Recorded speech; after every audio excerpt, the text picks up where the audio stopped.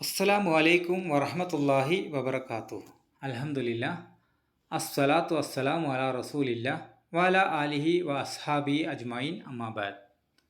പ്രിയമുള്ളവരെ, 6 പാഠങ്ങളിലായി നമ്മൾ സൂറത്തുൽ ബഖറയുടെ 25 ആയത്തുകൾ മനഃപ്പാഠമാക്കി കഴിഞ്ഞു. അൽഹംദുലില്ലാ. നിങ്ങളെല്ലാവരും ആ 25 ആയത്തുകൾ മനഃപ്പാഠമാക്കിയെന്ന് ഞാൻ കരുതുന്നു. മനഃപ്പാഠമാക്കാത്തവർ എത്രയും പെട്ടെന്ന് മനഃപ്പാഠമാക്കുക. അതിനുശേഷം ഈ ക്ലാസ് തുടർന്ന് കാണുക. ഞാൻ ഈ ക്ലാസ് കൊണ്ട് ഉദ്ദേശിക്കുന്നത്, നിങ്ങൾ പഠിച്ച ആ 25 ആയത്തുകളെ, അതായത് ആ ആയത്തുകളുടെ അർത്ഥം ചെറുങ്ങനെ വിശദീകരിക്കുക എന്ന ഉദ്ദേശം മാത്രമാണ്. അതും 6 പാഠങ്ങളിലായിട്ടാണ് ഞാൻ വിശദീകരിക്കുക.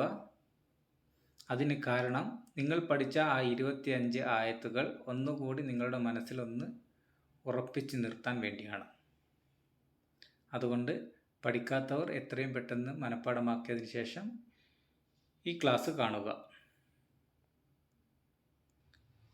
നമുക്ക് ഒന്നാമത്തെ ആയത്തിലേക്ക് പോവാം.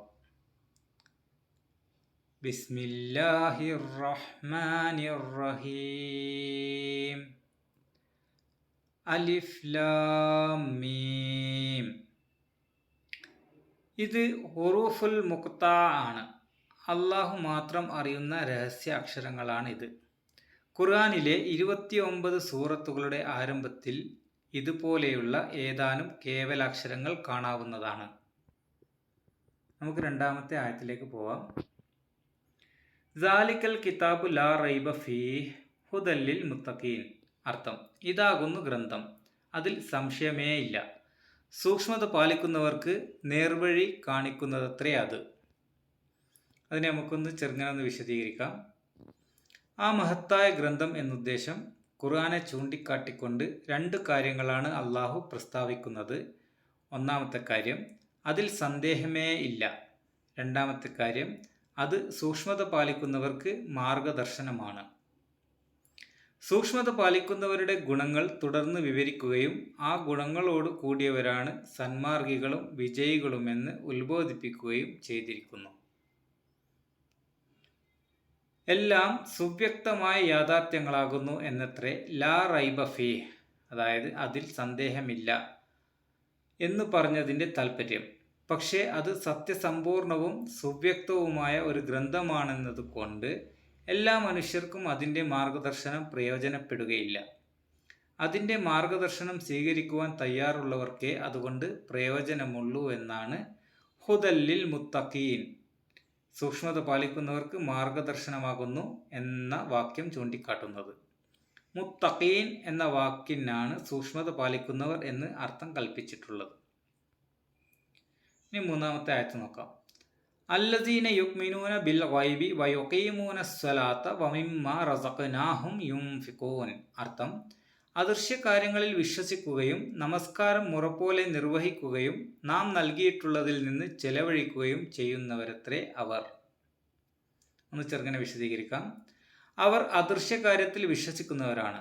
ബിൽ ഗൈബ് എന്ന വാക്കിന് അദൃശ്യം അഥവാ മറഞ്ഞ കാര്യം എന്നാണ് വാക്കർത്ഥം.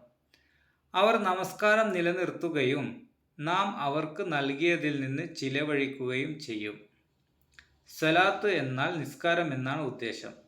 മനുഷ്യന് അള്ളാഹുവിനോടുള്ള അനുഷ്ഠാനപരമായ കടമകളിൽ വളരെ പ്രധാനപ്പെട്ടതാണ് നമസ്കാര കർമ്മം.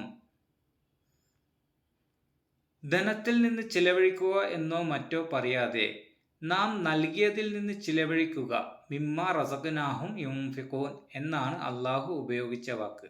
വളരെ അർത്ഥവത്തായ ഒരു വാക്കാണിത്. മുത്തഖീങ്ങളുടെ ആദ്യ 3 ഗണങ്ങളാണ് ഈ ആയത്തിൽ പ്രതിപാദിച്ചിട്ടുള്ളത്. 1, ഗൈബിൽ വിശ്വസിക്കുക. 2, നമസ്കാരം നിലനിർത്തുക. 3, നാം നൽകിയതിൽ നിന്ന് ചിലവഴിക്കുക, അതായത് ദാനം ചെയ്യുക എന്നിവ. ഇനി നമുക്ക് 4-ാമത്തെ ആയത്തിലേക്ക് പോവാം. വല്ലസീന യുഅ്മിനൂന ബിമാ ഉൻസില ഇലൈക വമാ ഉൻസില മിൻ ഖബ്ലിക വബിൽ ആഖിറതി ഹും യൂഖിനൂൻ. അർത്ഥം: നിനക്കും നിന്റെ മുൻഗാമികൾക്കും നൽകപ്പെട്ട സന്ദേശത്തിൽ വിശ്വസിക്കുകയും പരലോകത്തിൽ ദൃഢമായി വിശ്വസിക്കുകയും ചെയ്യുന്നവരത്രേ അവർ. ആര്? സൂക്ഷ്മത പാലിക്കുന്നവർ, മുത്തഖീങ്ങൾ. ഇനി അതിനെ നമുക്കൊന്ന് ചെറുങ്ങനെ വിശദീകരിക്കാം. വല്ലദീന യുഅ്മിനൂന ബിമാ ഉൻസില ഇലൈക വമാ ഉൻസില മിൻ ഖബ്ലിക. നിനക്ക് ഇറക്കപ്പെട്ടതിലും നിനക്ക് മുമ്പ് ഇറക്കപ്പെട്ടതിലും വിശ്വസിക്കുന്നവരായിരിക്കും അവർ. അതായത് നബി സല്ലല്ലാഹു അലൈഹി വസല്ലമയ്ക്ക് ഇറക്കപ്പെട്ട ഈ വേദഗ്രന്ഥത്തിൽ പ്രത്യേകമായും മുൻ പ്രവാചകന്മാർക്ക് അവതരിക്കപ്പെട്ടിട്ടുള്ള തൗറാത്ത്, ഇഞ്ചീൽ മുതലായ വേദഗ്രന്ഥങ്ങളിൽ പൊതുവായും വിശ്വസിക്കുമെന്ന് സാരം. വബിൽ ആഖിറതി ഹും യൂഖിനൂൻ. പരലോകത്തിൽ അവർ ദൃഢമായി വിശ്വസിക്കുന്നു.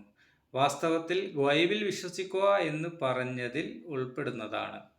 പരലോകത്തിലുള്ള വിശ്വാസവും പരലോക വിശ്വാസം ദൃഢമാകുമ്പോൾ മാത്രമേ ഈ ഭൗതിക ജീവിതത്തിന് ശേഷം വരാനിരിക്കുന്ന എല്ലാ കാര്യങ്ങളെക്കുറിച്ചും യഥാർത്ഥത്തിൽ വിശ്വാസമുണ്ടാവുകയുള്ളൂ.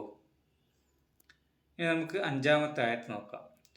ഉലായിക അലാ ഹുദം മിർ റബ്ബിഹിം വ ഉലായിക ഹുമുൽ മുഫ്ലിഹൂൻ. അതിൻ്റെ അർത്ഥം അവരുടെ നാഥൻ കാണിച്ച നേർവഴിയിലാകുന്നു അവർ തന്നെയാകുന്നു സാക്ഷാൽ വിജയികൾ.